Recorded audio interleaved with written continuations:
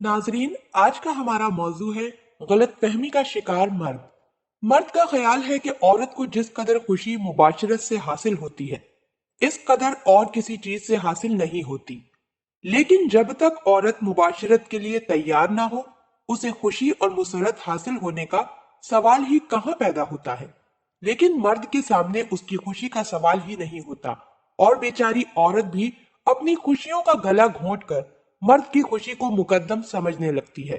ना चाहते हुए भी मुस्कुराती है, अपने जिस्म को सुपुर्दगी के लिए जबरन तैयार करती है, और शौहर की खुशी और ख्वाहिश के लिए खुद को एक बेजान शय की तरह उसके सामने पेश कर देती है।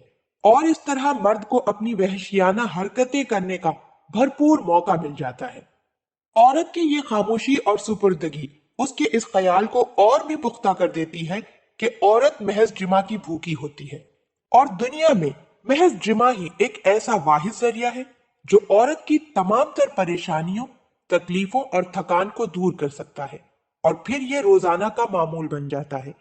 औरत की दिन भर की थकान मिटाने के लिए, उसकी जहनी परेशानियों को दूर करने के लिए मर्द हर रात इस नुस्खे को आजमाने लगता है। औरत की मर्जी और खुशी से उसके साथ मुबाशरत की जाए तो उसके दिलो दिमाग और जिस्म पर कतई असर नहीं पड़ता, बल्कि वो अपने जिस्म में एक नई ताजगी, एक नया जोश और इत्मीनान महसूस करती है। लेकिन अगर उसके साथ उसकी मर्जी के बगैर मुबाशरत की जाए तो उसके दिलो दिमाग और जिस्म पर उसका बहुत बुरा असर पड़ता है। उसका जिस्म जिनसी लज्जत और तस्कीन हासिल होने पर किरदार और खूबसूरत बनने के बजाय मुरझाने लगता है। उसकी खूबसूरती, चमक और कशिश आहिस्ता आहिस्ता खत्म होने लगती है, और फिर उसके जिस्म में बीमारियां फूटने लगती हैं।